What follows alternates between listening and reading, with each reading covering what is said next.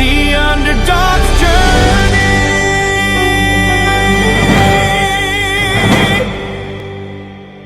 Selamat datang kembali teman-teman. Kali ini saya kedatangan tamu istimewa. Ya, beliau sekarang terkenal dengan namanya Edi Sutrisno. Ya, tetapi sebelum pakai nama Edi Sutrisno, beliau ini namanya adalah Chan Jun In.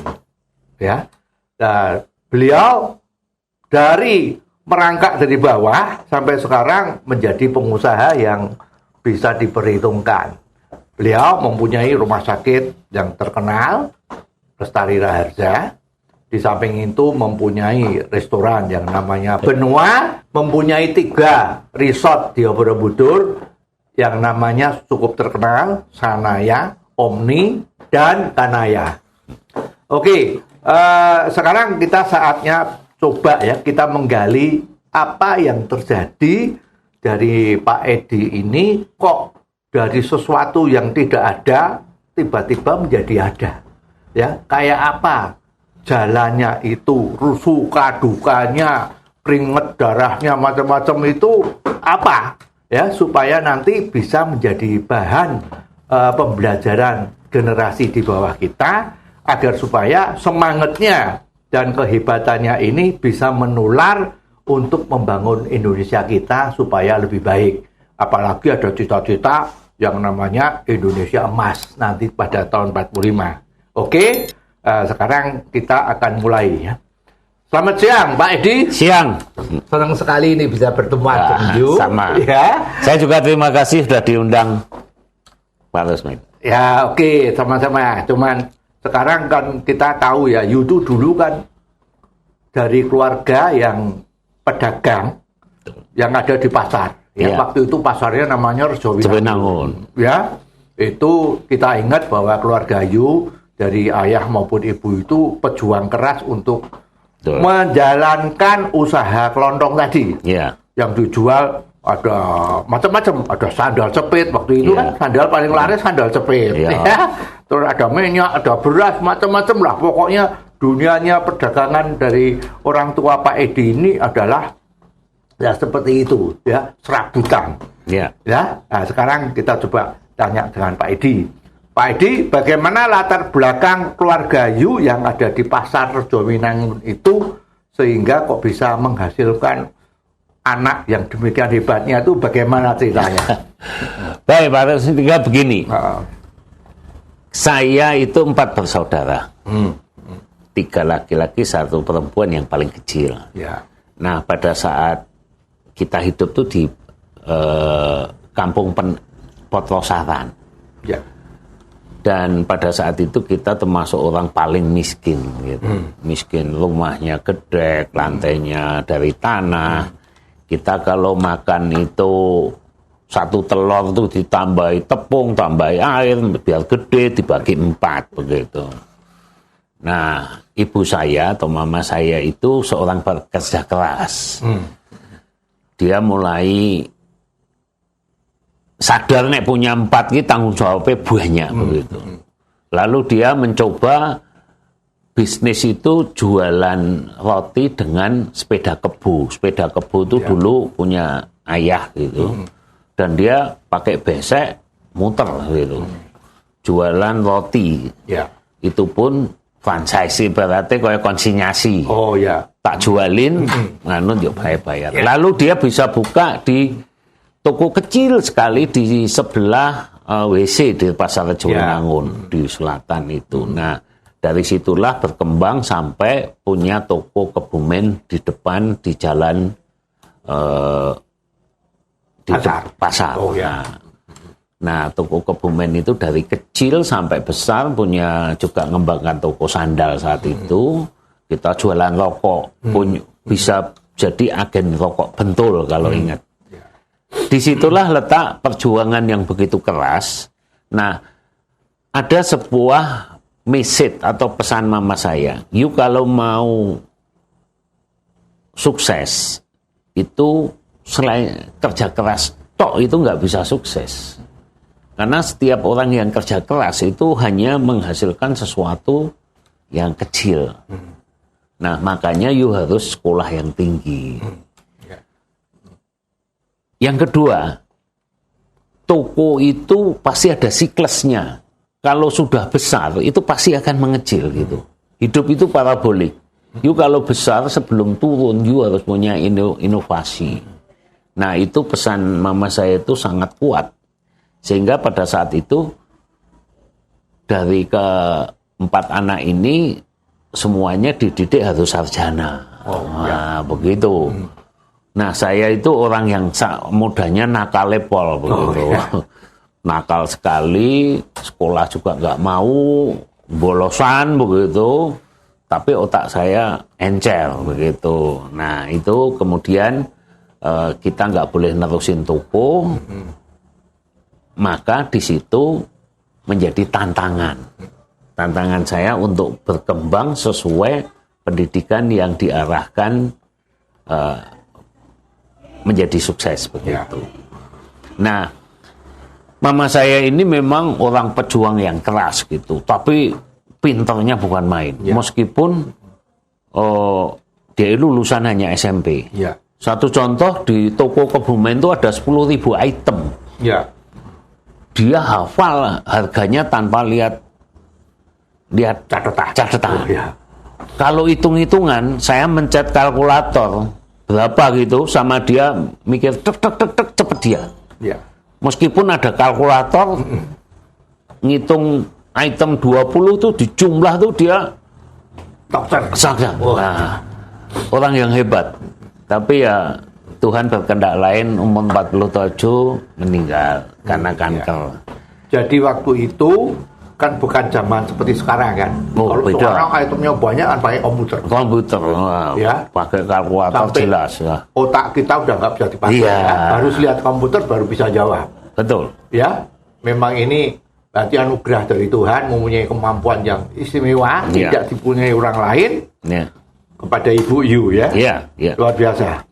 Oke, dilanjut. Nah, setelah itu saya kuliah. Pada saat saya SMP itu 17 mata pelajaran itu birunya cuma 3. 3 aja itu olahraga, agama, menggambar. Istilahnya kobongan. Nakal lepol tiap hari.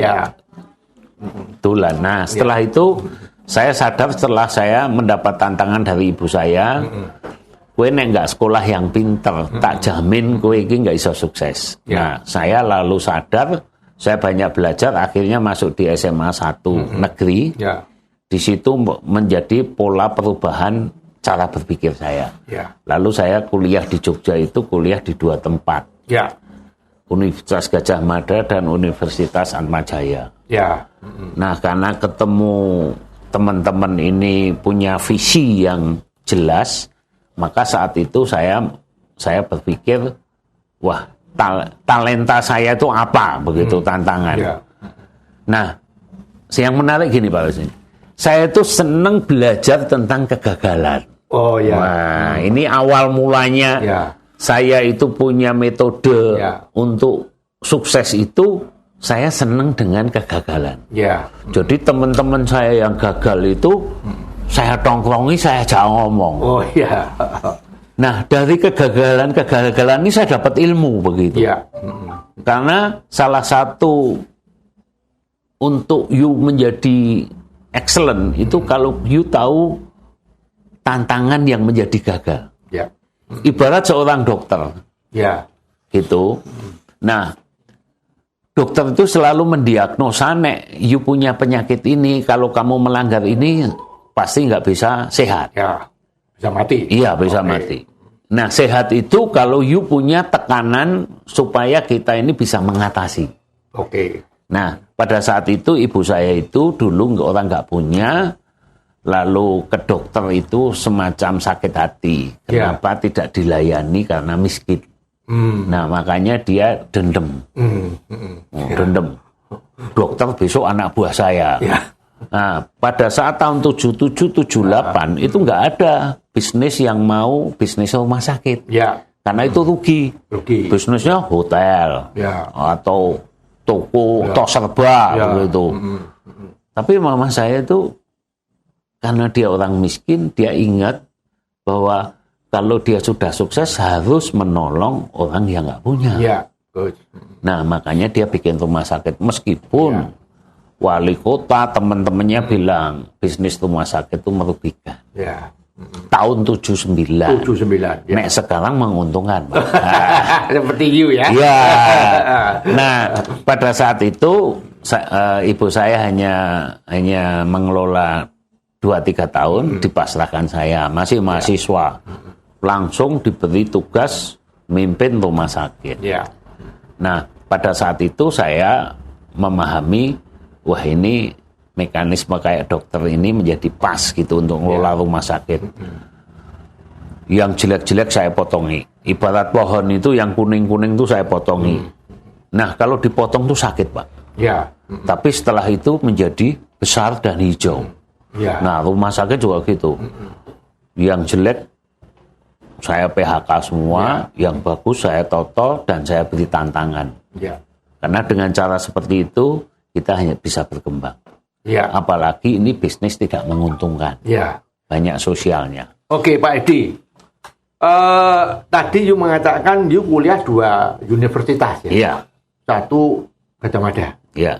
Universitas terbaik yang kuno ya. Iya, betul. Itu ambil jurusan apa, Pak Edi? Saya jurusannya sosial politik, Pak. Oke. Komunikasi awalnya. Ya. Lalu Selesai. saya lanjutkan di S2. S2 di komunikasi atau yang apa? Di ilmu politik. Info politik. Ilmu politik di Gadjah Mada. Gadjah Mada juga. S3 belum? Belum. Kalau saya S3. Nah, SD, SMP, SMA.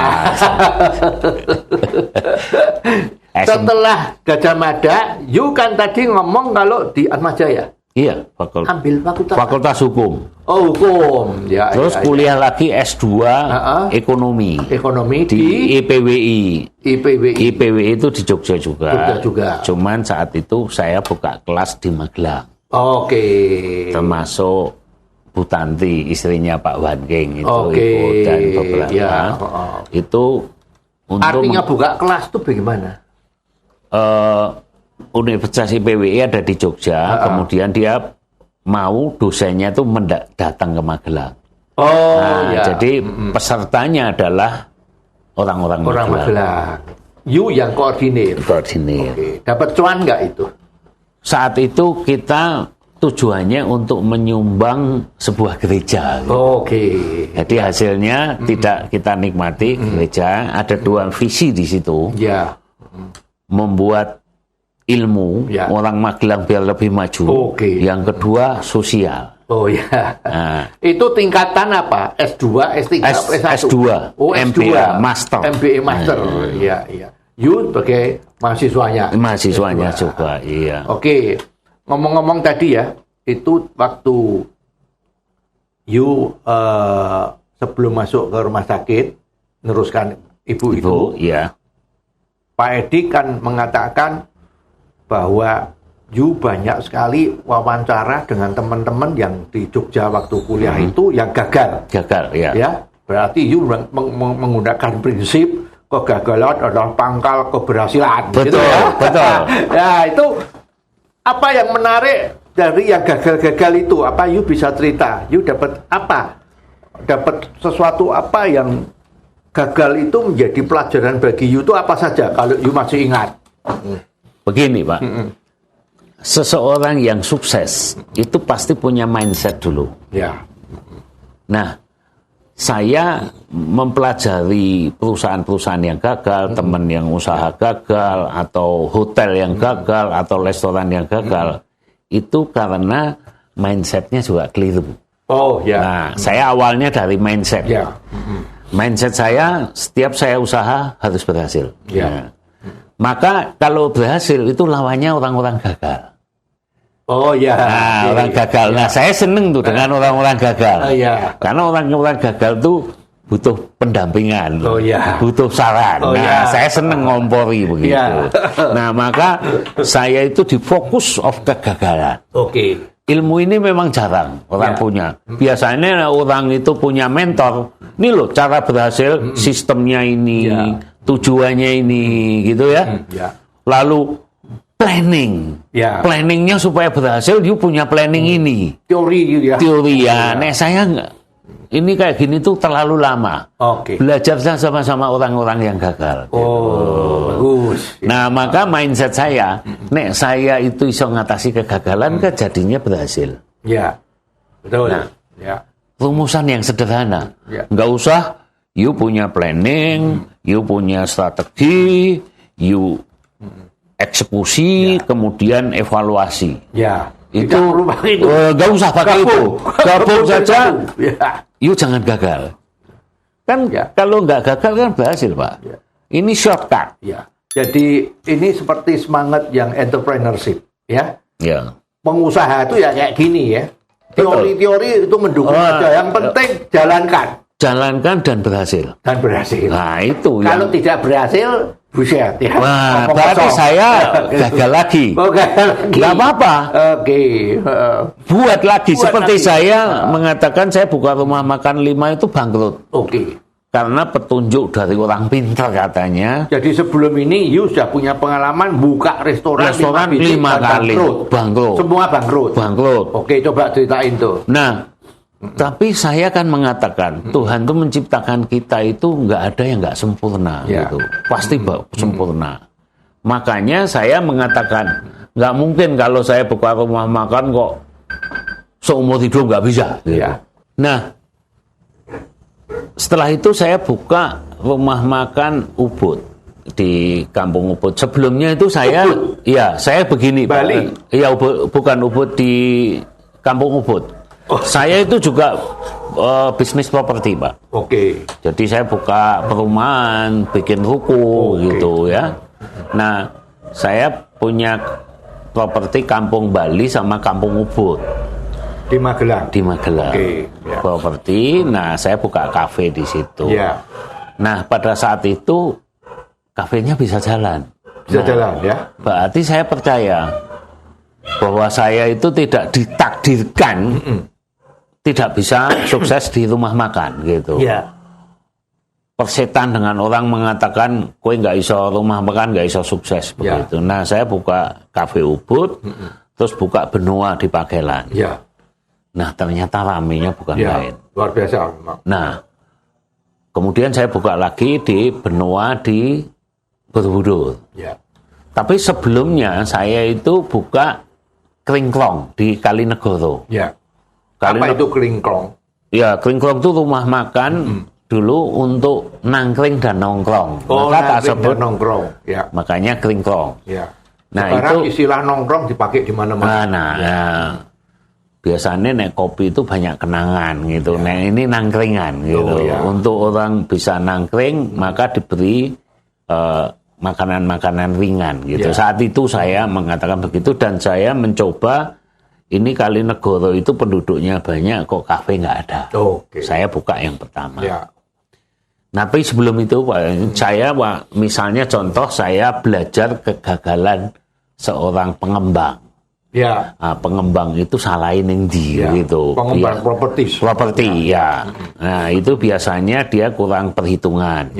Kemudian lokasi itu menjadi penting gitu. Nah, saya mengembangkan Kampung Bali, dulu saya memang gimana ya, saya juga percaya meskipun saya modal dengkul, saya bisa bikin perusahaan properti. Nggak punya uang gitu. Nah, caranya gimana? Nah, tanahnya itu diutang C. Lalu saya bisa bikin 30 kapling begitu. Nah, saya tak hitung, gampang. 5 itu dibuke gitu. Dibuke, misalnya saya dulu jual harga 80 itu tak tawarin 60 juta. Tapi dengan catatan gue bayar cash begitu. Nah, tak buke itu kira-kira ongkos 60 itu bu.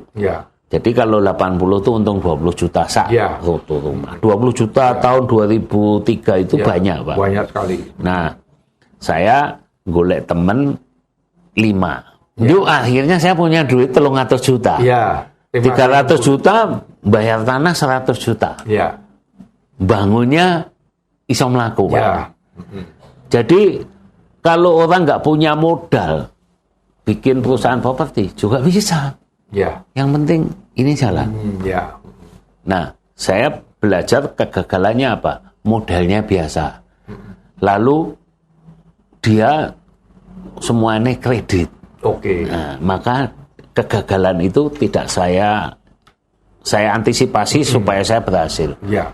Nah, akhirnya selesai itu 30 rumah dengan untung. Ya. Nah, saya buka lagi Kampung Ubud Ya.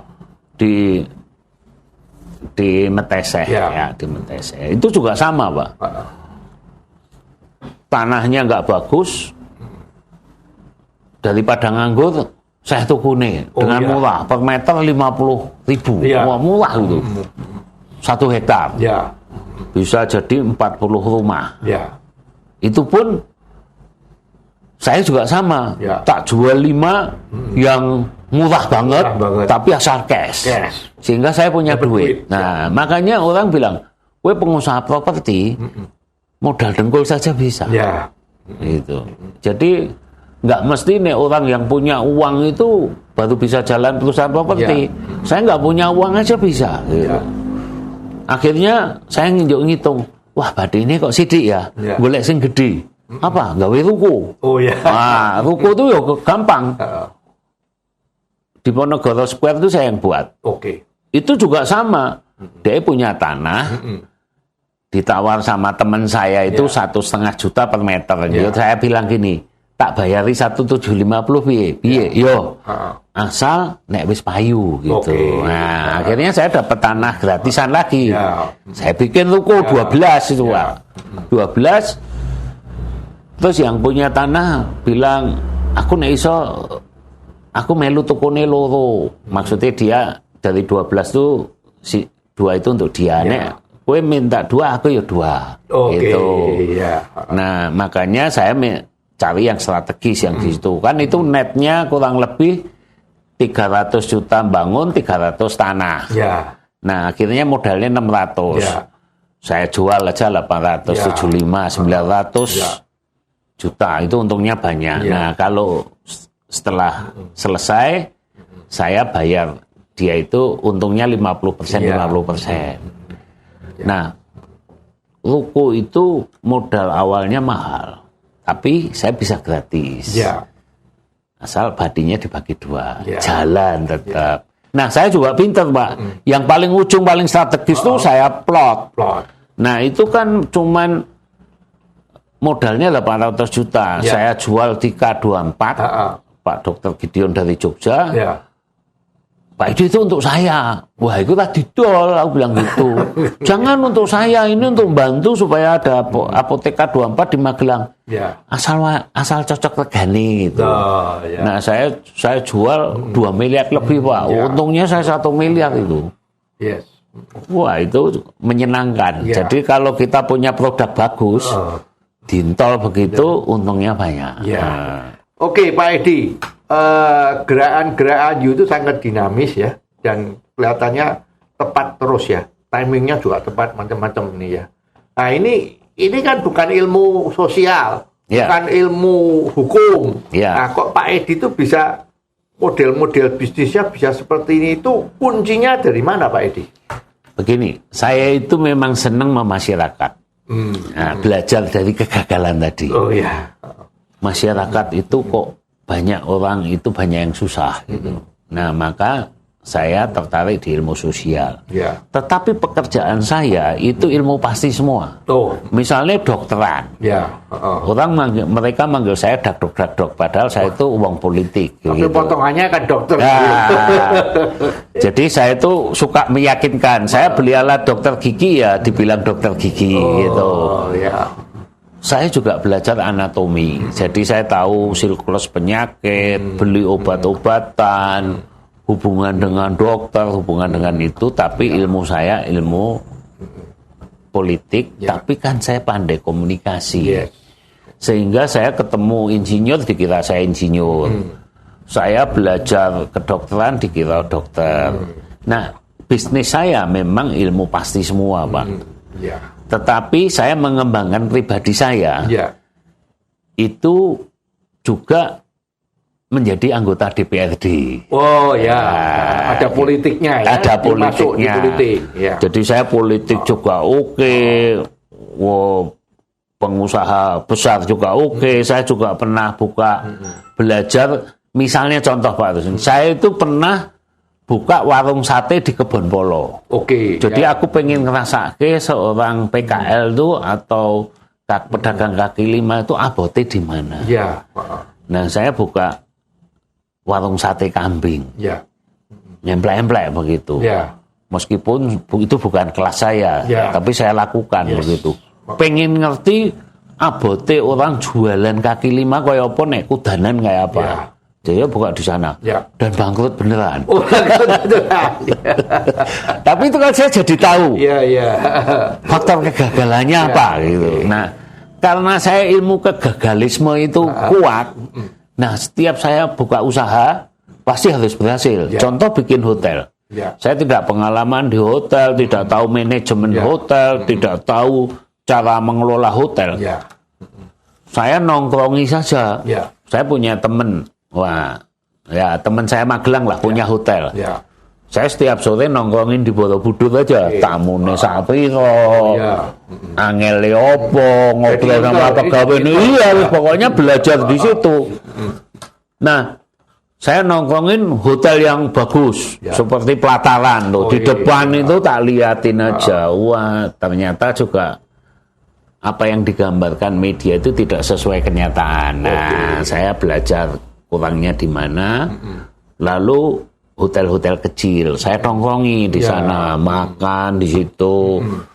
Oh, ternyata yang kosong itu level tengah. Oke. Nah, jangan terlalu mahal, jangan terlalu murah. Ya. Nah, saya bikin langsung hotel Kanaya kelas menengah. Kelas menengah. Nah, Semalam berapa kira-kira itu? itu kalau yang murah itu kan 200 sampai 400. Ya. Lalu yang mahal itu 1,5 juta, 2 juta sampai tak terhingga. Ya. Nah, yang saingannya sedikit itu yang 700 sampai 900. Oke. Di bawah 1 juta. Saya tetapkan 700.000. Ya. Nah, satu contoh saat itu kena COVID. Oh, COVID. Ya. Kena COVID itu semua orang menurunkan harga, saya tidak. Oke. Ya.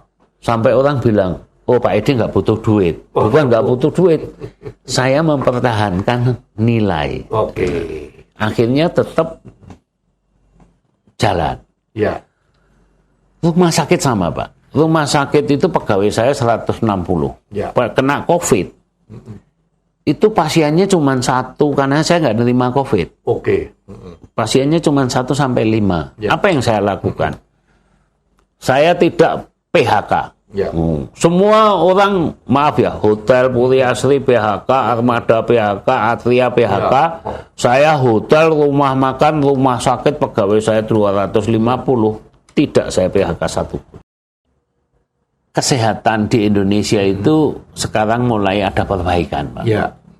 Ya seperti Pak Resmi sampaikan, dulu itu tidak ada standarisasi obat, tidak ada standarisasi lab. Biasanya kita itu kalau gagal, itu pasti ada toksiknya, Pak. Oke.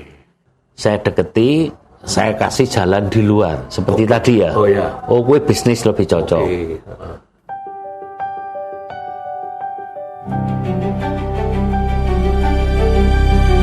The underdog